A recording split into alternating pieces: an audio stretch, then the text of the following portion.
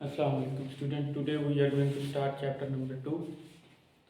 आपका chapter number 2 है real and complex number. Real number क्या होता है, कम्प्लेक्स नंबर क्या होता है, उससे पहले आपको ये number natural number, whole number, integer, rational and irrational ये पता होंगे तभी आप रियल और कम्प्लेक्स के बारे में बता सकते हैं। तो नेचुरल नंबर क्या होते हैं, अगर हम काउंटिंग के लिए कोई भी हम नंबर यूज़ करते हैं, कोई चीज़ हमने काउंट करनी है तो उसके लिए हम नेचुरल नंबर यूज़ करते हैं। इसको हम डिनोट करते हैं एन से, n equal to 1 2 3 up to so on. ये आपके पास क्या होगा, नेचुरल नंबर।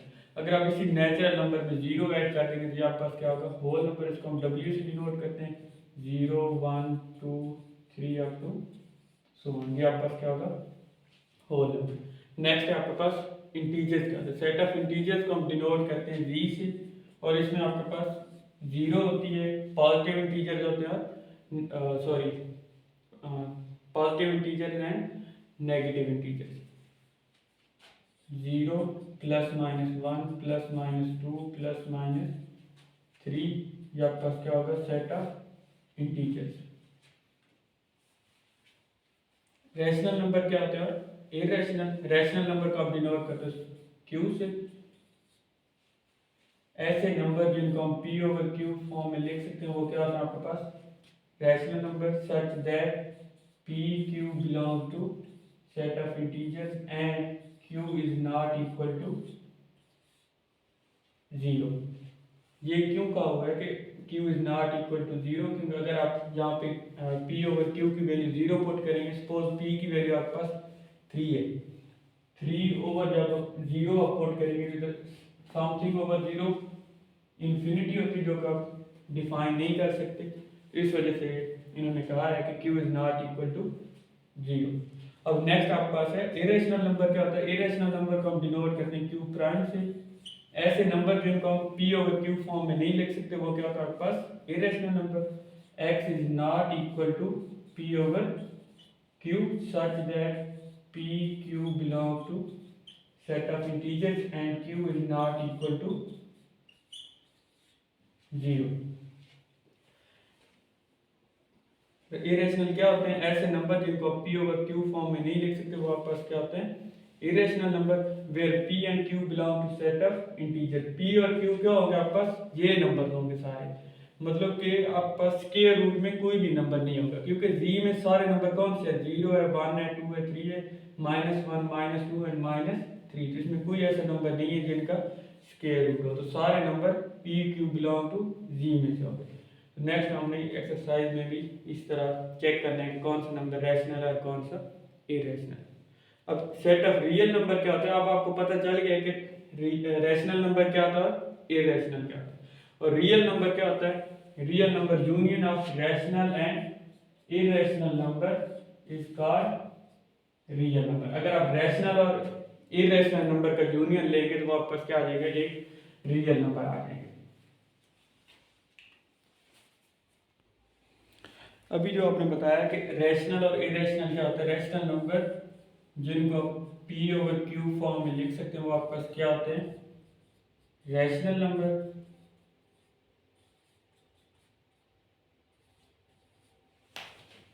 और इरेशनल नंबर कौन से होते हैं, ऐसे नंबर जिनको आप P ओवर Q फॉर्म में नहीं लिख सकते वो आपके पास क्या होते हैं,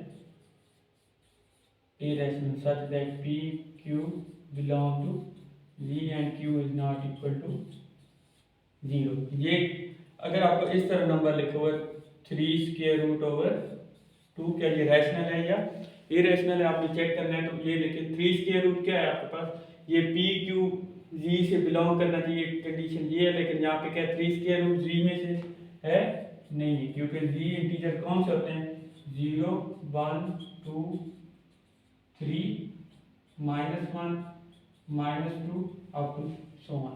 तो आपके पास जी इंटीजर तो ये है, लेकिन यहाँ पे आपके पास p किसके इक्वल है, 3 स्क्वायर रूट, तो p आपके पास g से बिलोंग नहीं कर रहा, लेकिन q कर रहा है, इस वजह से दिस इज इरेशनल नंबर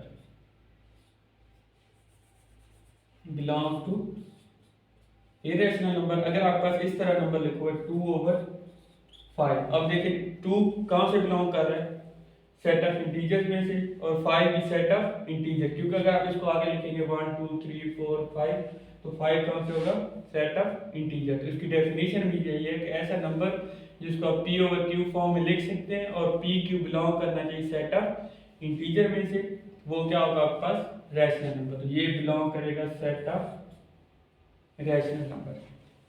अब नेक्स्ट है आपके पास, अगर इस फ्रैक्शन फॉर्म में नंबर ना लिखो, इस तरह पॉइंट फॉर्म में लिखो, डेसिमल फॉर्म में आपके पास सपोज 5.23 इस तरह लिखो, तो आप उसको कैसे बताओगे कि ये रैशनल है या इरेशनल नंबर है। नेक्स्ट है आपके पास कि अगर आप नंबर दिया नंबर लाइन पे, नंबर लाइन क्या होती है, 0 1 2 3 4, इस साइड पे -1 -2 -3 -4 up to so on. Suppose आपको नंबर दिया हुआ है यहाँ पे, आपने चेक करना है कि ये जो नंबर यहाँ पे दिया हुआ है, सपोज पी पॉइंट पे आपके पास नंबर है, तो आपने बताना है कि इस पी पॉइंट पे जो नंबर है क्या ये रैशनल है या इरेशनल है। तो इसके लिए आपके पास कुछ टर्म एंड कंडीशन होती है, टर्मिनेटिंग, नॉन टर्मिनेटिंग, रिकरिंग और अगर तो आपके पास एक ऐसी फ्रैक्शन आ गई जो कि टर्मिनेटिंग भी है और रिकरिंग भी है, तो वो आपके पास क्या होगी, रैशनल नंबर होगा। और अगर आपके पास एक ऐसा फ्रैक्शन आ गई जो कि रिकरिंग भी है और नॉन टर्मिनेटिंग है, तो वो भी आपके पास रैशनल नंबर है। First of all terminating decimal fraction क्या होती है, टर्मिनेटिंग डेसिमल फ्रैक्शन ऐसी फ्रैक्शन जिसमें आपके पास पॉइंट के बाद फाइनाइट नंबर है। सपोज आपको एक नंबर दिया हुआ है 2/5, पहले तो आप डिवीजन करके इसको चेक करें।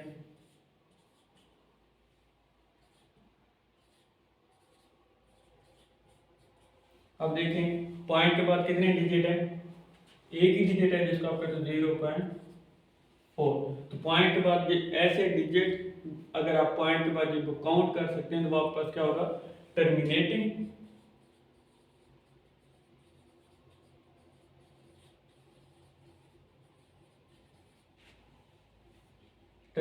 Decimal fraction.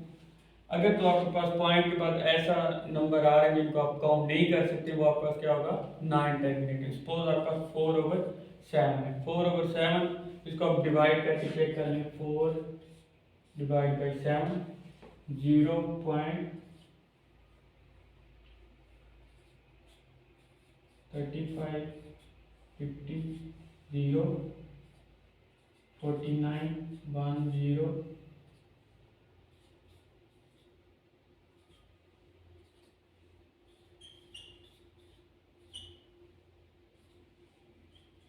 ये इस तरह चलता है। तो ऐसी फ्रैक्शन जिसमें आप पॉइंट के बाद आप नंबर को काउंट ना कर सकें, वो आपके पास क्या होगा, नॉन टर्मिनेटिंग। 0.5712 इस तरह ये आगे जा रहा है, जिसको आप काउंट नहीं कर सकते कि कितने डिजिट आ रहे हैं, तो उसको क्या कहोगे आप, नॉन टर्मिनेटिंग।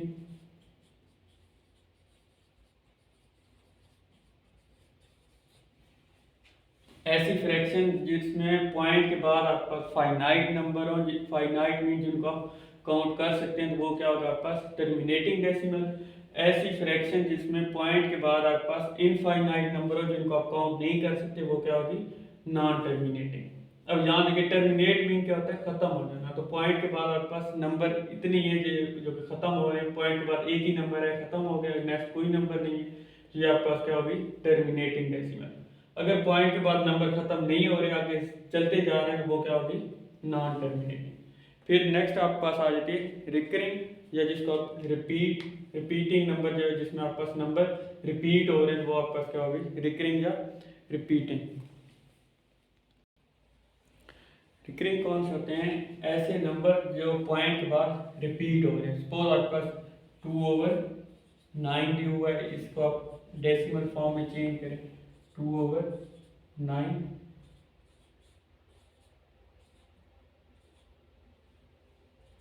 18 20 18, ये इस तरह 2 याद आ जाएगा। ये इसका आंसर क्या है 0.222। अब ये देखें आपके पास पॉइंट के बाद एक ही नंबर बार बार रिपीट हो रहा है तो इसको आप क्या कहते हो रिपीटिंग। अगर आपके पास पॉइंट के बाद नंबर रिपीट नहीं हो रहे तो उसको आप क्या कहोगे नॉन रिपीटिंग। जैसे ये देखें पॉइंट के बाद 5 7 1 4 2 हर नंबर डिफरेंट आ रहा है तो इसको आप क्या कहोगे नॉन रिपीटिंग। अगर तो पॉइंट के बाद आपके पास नंबर एक नंबर या दो नंबर रिपीट हो रहे हैं तो उसको आप क्या कहोगे रिपीटिंग। अब सपोज आपके पास एक और है 4/11। 4 पे आप 11 डिवाइड करें 0.37।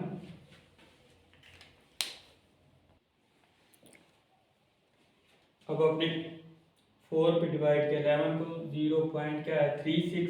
फिर यहाँ पे आंसर क्या है 40। फिर आप 3 टाइम करेंगे तो क्या आएगा 33 आंसर 7। तो इसी तरह ये 36 36 इस तरह रिपीट होता जाएगा। तो इसका आंसर क्या है 0.363636। अब ये 3636 का ब्लॉक रिपीट हो रहा है। अगर तो आपके पास इस तरह का ब्लॉक रिपीट हो अगेन एंड अगेन और या फिर एक नंबर रिपीट हो तो उसको आप क्या कहते हो रिपीटिंग। अगर नंबर रिपीट नहीं हो रहा तो वो क्या होगा नॉन रिपीटिंग। अब आपने बताना है कि अगर इस तरह की फ्रैक्शन में आपको नंबर दिया हो तो उसमें से कौन सा आपके पास रैशनल होगा और कौन सा इरेशनल होगा। ऐसा नंबर जिसमें पॉइंट के बाद फाइनाइट डिजिट होंगे वो आपके पास क्या होगा रैशनल नंबर। अब यहाँ देखें 0.4 लिखा हुआ है तो 0.4 को आप क्या कहोगे इस रैशनल नंबर। इसको आप q equal to 2/5 belong to set of rational number. अब आपके पास है 4/7। तो ऐसा नंबर जिसमें पॉइंट के बाद आपके पास नंबर जो कि टर्मिनेटिंग नहीं है नॉन टर्मिनेटिंग है और नॉन रिपीटिंग है तो ये आपके पास क्या होगा इरेशनल नंबर है। अब ऐसा नंबर आपके पास जिसमें पॉइंट के बाद डिजिट रिपीट हो रहा है और नॉन टर्मिनेटिंग है वो भी आपके पास क्या होगा 2/9 belong to set of rational number. अब यहाँ देखें यहाँ पे भी 36 का ब्लॉक रिपीट हो रहा है ये आपके पास क्या होगा रैशनल नंबर। तो ऐसे नंबर जो कि टर्मिनेटिंग होंगे वो भी रैशनल होंगे। ऐसे नंबर जो कि नॉन रिपीटिंग हो और नॉन टर्मिनेटिंग हो वो क्या होंगे आपके पास इरेशनल नंबर। और ऐसे नंबर जो कि आपके पास रिपीटिंग हो लेकिन टर्मिनेट ना हो रहे वो भी क्या होगा रैशनल नंबर। एक्सरसाइज का question number 1 identify which of the following are rational and irrational number. तो फर्स्ट ऑफ ऑल मैं दोबारा आपको रिमाइंड करा देता हूँ कुछ रैशनल और इरेशनल क्या होता है इसकी definition. Rational number the number which can be written in the form of p/q such that pq belong to set of integers and q is not equal to 0। और इरेशनल क्या होता है आपके पास x is not equal to p/q such that pq belong to set of integers and q is not equal to 0। ऐसे number जिनको आप p/q form में नहीं लिख सकते वो क्या होते हैं इरेशनल। जिनको आप लिख सकते हैं वो क्या होते हैं रैशनल। तो अब आपने बताना है कि √3 जो है ये रैशनल है या इरेशनल है। 3√1 आप लिख सकते हैं। अब ये देखें फर्स्ट कंडीशन क्या है कि पी क्यू बिलोंग करने चाहिए सेट ऑफ इंटीजर्स में से। सेट ऑफ इंटीजर्स क्या होते हैं सेट ऑफ इंटीजर्स आपके पास होते हैं जिनमें 0 होता है ±1 ±2 ±3 अप टू सो ऑन इस तरह के नंबर होते हैं। अब √3 देखें ये सेट ऑफ इंटीजर्स में से आ रहा है। अब ये सेट ऑफ इंटीजर में √3 नहीं है तो p क्या होगा p can not belong to set of integer. अब 1 आप जो है इसके नीचे लिखा है वो क्या है 1 belong to set of integer. अगर आप फर्स्ट कंडीशन ही यही है कि p क्यू बिलोंग करने चाहिए सेट ऑफ इंटीजर में से तो यहाँ p बिलोंग नहीं कर रहा तो ये क्या होगा आपके पास इरेशनल नंबर। इरेशनल को आप डिनोट करते हैं q प्राइम से। फर्स्ट क्या होगा कि first belong to irrational number. अब सेकंड आपके पास 1/6। अब 1 बिलोंग कर रहा है सेट ऑफ इंटीजर में से और 6 भी बिलोंग कर रहा है सेट ऑफ इंटीजर में से। अगर आपके पास ऐसा नंबर आ जाए जिसको आप p ओवर q फॉर्म में लिख सके और p q बिलोंग करे सेट ऑफ इंटीजर में से, q is not equal to 0। अब q आपका 6 है, 0 की इक्वल नहीं है। अब 1 और 1 भी सेट ऑफ इंटीजर में से है, 6 भी सेट ऑफ इंटीजर में से है, तो ये बिलोंग करेगा रैशनल नंबर। अब पाई है, पाई की वैल्यू क्या होती है? पाई की वैल्यू होती है आपके पास 3.1415 इस तरह से, जो कि चलता जाता है, टर्मिनेट नहीं होता। तो ऐसा नंबर जो पॉइंट के बाद टर्मिनेट ना हो, मतलब कि नॉन टर्मिनेटिंग हो और नॉन रिपीटिंग हो, वो क्या होता है? Irrational number. अब ये देखिए, पॉइंट के बाद आपके पास नंबर टर्मिनेट नहीं हो रहे। टर्मिनेट मीन के पॉइंट के बाद इतने नंबर हो जिनको आप काउंट कर सको। तो यहाँ आप पॉइंट के बाद नंबर को काउंट नहीं कर सकते, तो इस वजह से ये क्या होगा? Non terminating.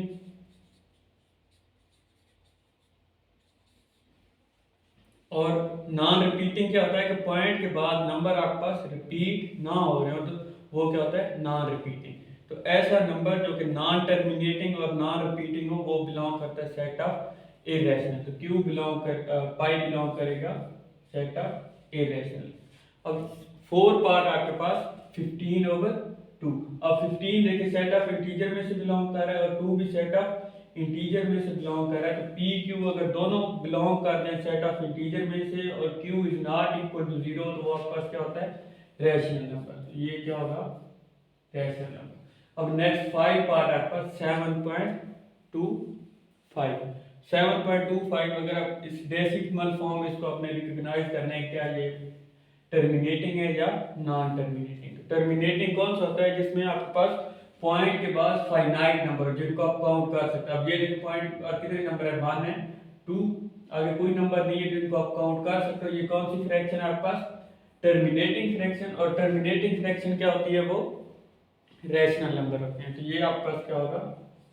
Rational number. अब 6 पार्ट है 29 स्क्वायर रूट, ये भी फर्स्ट पार्ट की तरह ही है। सेट ऑफ इंटीजर में से स्क्वायर रूट वाला कोई नंबर नहीं होता। ये आपके पास फर्स्ट, ये देखिए स्क्वायर रूट आ रहा है, तो ये भी क्या होगा? इरेशनल। तो 29 बिलोंग्स टू इरेशनल नंबर। जो आप क्वेश्चन नंबर 1 है उसमें कितने इरेशनल नंबर है? एक तो आपके पास स्क्वायर रूट 3 इरेशनल नंबर है, एक थर्ड पाई इरेशनल नंबर है, 29 स्क्वायर रूट इरेशनल नंबर। अब क्वेश्चन नंबर 2 में आपने सिंपल डिवीजन करनी है। क्वेश्चन नंबर 2 है आपके पास, convert the following fraction into decimal fraction. तो इसमें सिंपली आपने डिवीजन करनी है। 17 पे आप 25 डिवाइड करोगे, 19 पे आप 4 को डिवाइड करोगे, 57 पे आप 8 को डिवाइड करोगे, 205 पे आप 18 डिवाइड करोगे। सिंपली इसी तरह आपने डिवीजन करनी है।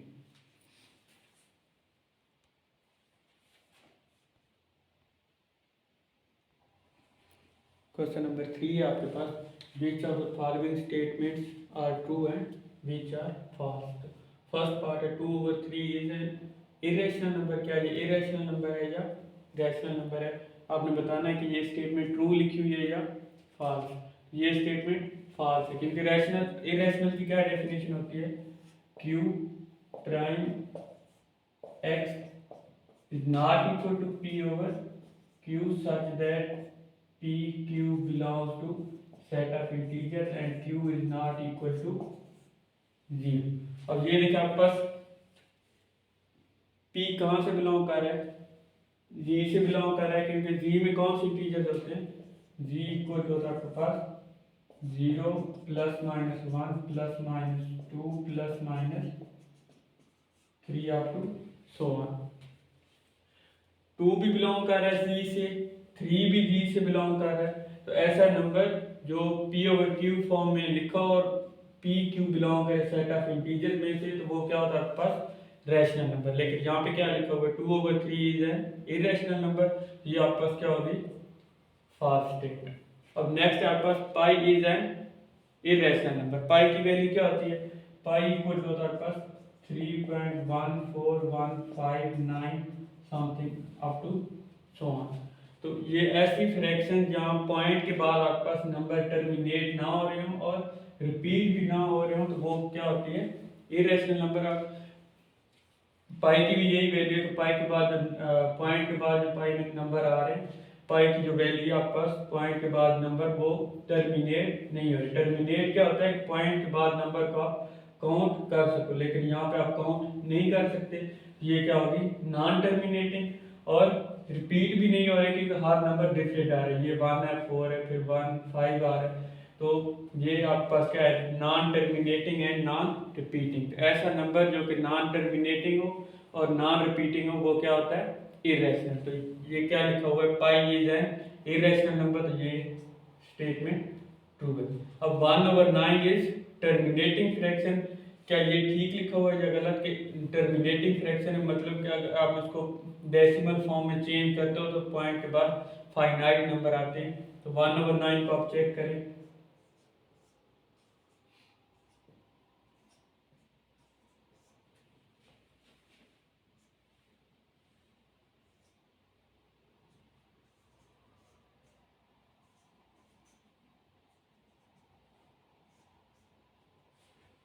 अब हमने इसको चेक किया तो पॉइंट के बाद 1 रिपीट हो रहा है लेकिन टर्मिनेट नहीं हो रहा है। तो यहाँ पे क्या लिखा है, 1/9 इज टर्मिनेटिंग फ्रैक्शन, लेकिन इधर क्या आ रहा है आंसर आपके पास इज नॉन टर्मिनेटिंग। तो ये आपका स्टेटमेंट क्या होगी, रॉन्ग। अब 4 है, 3/4 इज टर्मिनेटिंग फ्रैक्शन। 3/4 भी इसी तरह आप चेक करें, 3 पे 4 डिवाइड करें,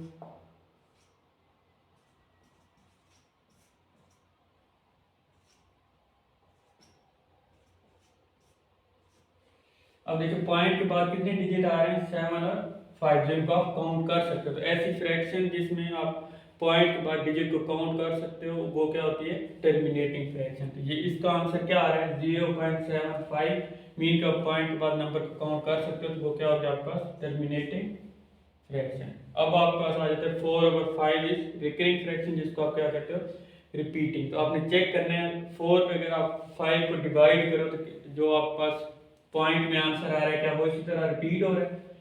चेक करें आप, 4 divide by 5,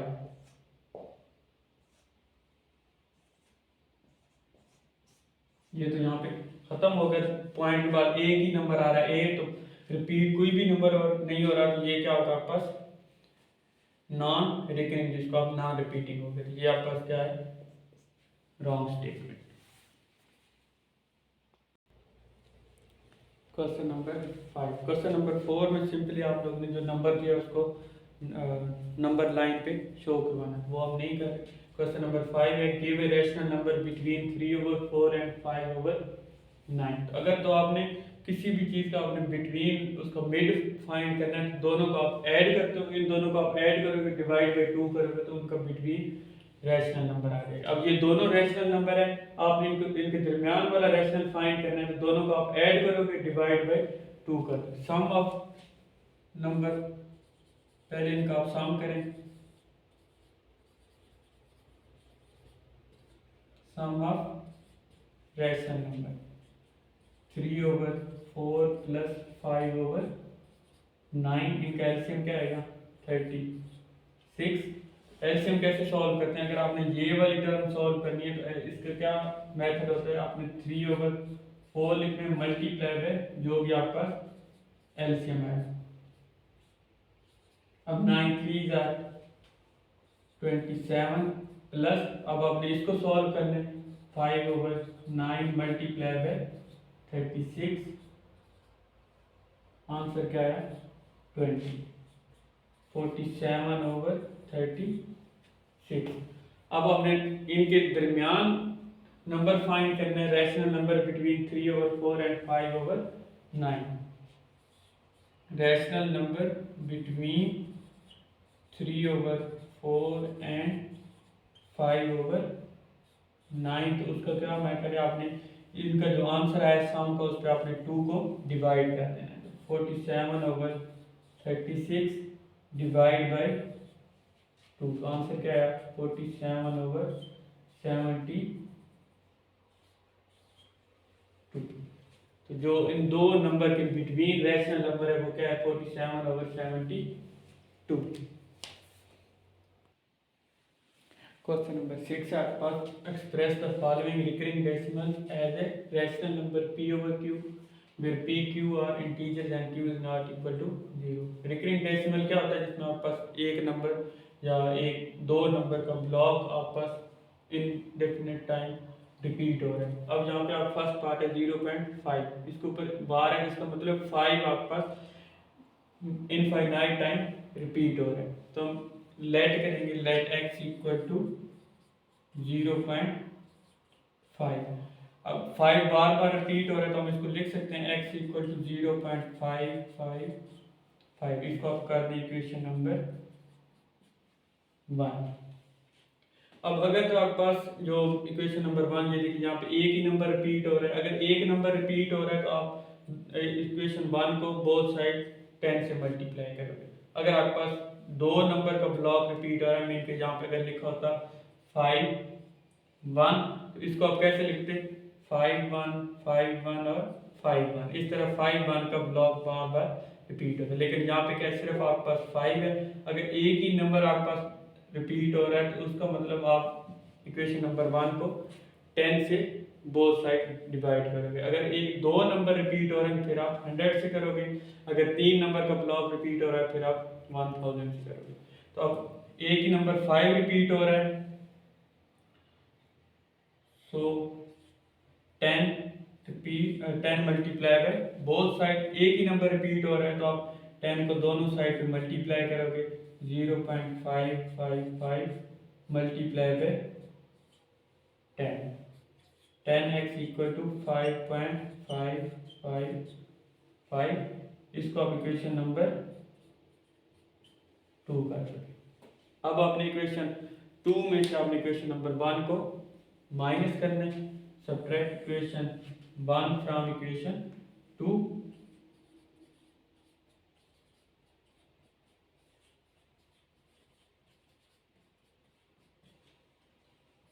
10x minus x equal to 5.5 minus 0.555। 9x इक्वल टू, या माइनस करोगे तो 5 आ जाएगा। x equal to 5/9। तो आपने x इक्वल टू 0.5 को आपने चेंज करके 5/9। यही आपने फाइंड करना था कि ऐसे जो आपको रिकरिंग डेसिमल दिया हुआ है इसको आप चेंज करें p/q फॉर्म में। तो ये आपने p/q फॉर्म में चेंज कर दिया। सेकेंड पार्ट आपके पास 0.13। अब आपके पास 13 बार मीन के 0.131313 इस तरह वो रिपीट हो रहा है। तो इसको आप लिखोगे लेट x इक्वल टू 0.131313। इस तरह ये आपके पास एक रिपीट हो रहा है 13 का ब्लॉक इस तरह। अब ये देखिए आपके पास दो नंबर इनफाइनाइट टाइम क्या हो रहे हैं, रिपीट हो रहे हैं। इधर आप लिख के वी हैव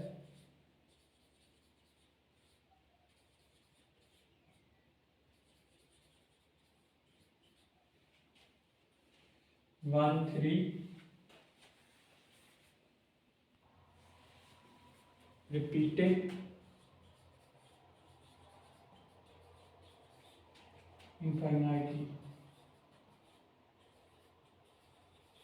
सो अगर दो नंबर रिपीट हो रहे हैं तो आप दोनों साइड पे 100 से मल्टीप्लाई करोगे। सो 100 multiply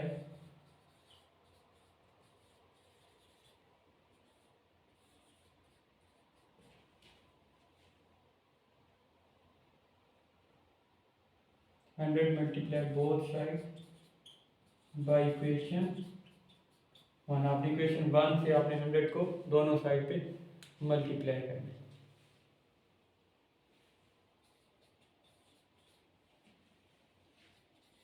hundred x equal to 0.1313 multiply by 100, 13.13। इसको आप इक्वेशन नंबर 2 कर दें। नेक्स्ट आपने क्या करना है, इक्वेशन 1 को इक्वेशन 2 में से आपने माइनस कर देना।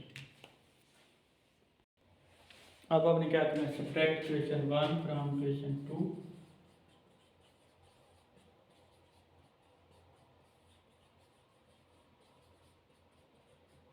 इक्वेशन 1 आपके पास 2 क्या है 100x माइनस 1 आपके पास x है 13.13 इसका 13.131313 ऐसे करते हैं माइनस 0.1313 इसका आंसर क्या है आपके पास 99x equal to 13x equal to 13/99।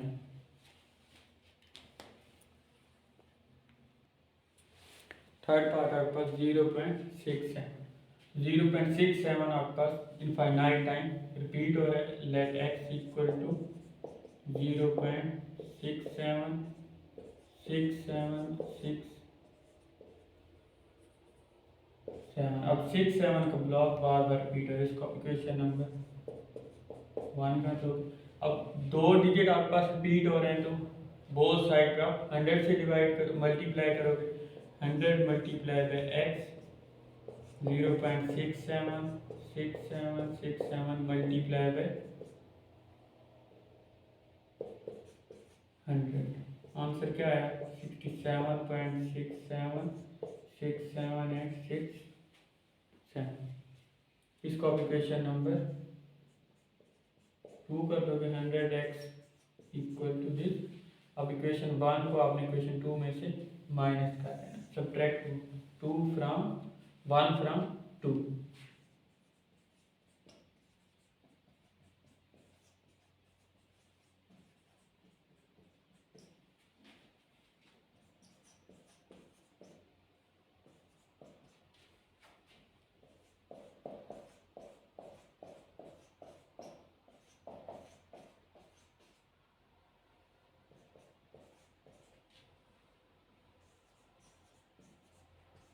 x equal to 67.6767